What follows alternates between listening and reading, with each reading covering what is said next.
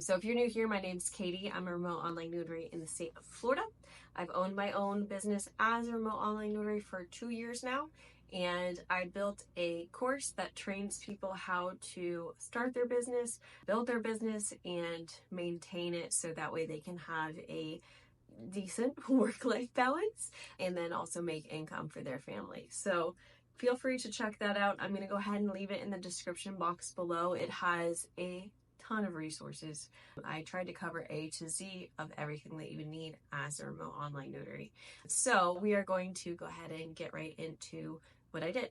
So the problem that was presented was during the notarization, we realized that the name on the ID did not match the name on the documents. So imagine his name was John Doe and the spelling on the ID was John, but the spelling on the documents was Jon. So that wasn't going to work. I was not going to be able to have him sign if the names don't match. So I let the signer know, I noticed on the documents that the name is not correct.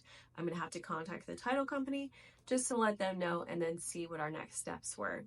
So I muted myself and called the title company. Thankfully, they were able to answer within the first, couple of rings and let me know that that was a mistake on their part and that they were going to get it fixed within the next 15 minutes. So I let the client know that we were getting new documents sent over.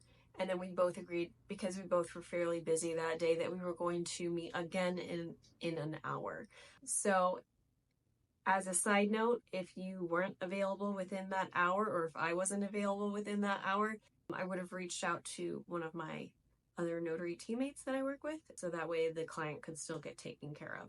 But thankfully I was available, and I got the new document, pre-tagged it, and sent it out to the client.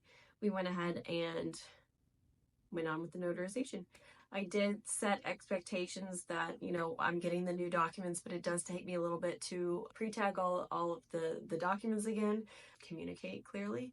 I know that sometimes that can be scary to some people that, not everything is going correctly, but sometimes stuff happens and it has nothing to do with you and it's not your fault, and you still just kind of have to take ownership and then, find out the next steps so that way this notarization could still go on. But yeah, so that's what I did. I just contacted the title company, let them know, they sent new documents, and then we went on with our day. So it does not have to be rocket science or anything scary. It's just kind of, you have a problem in front of you, you figure out the problem, and then you just go on with your workday. But if you have any questions, feel free to reach out, and then also feel free to sign up for the course.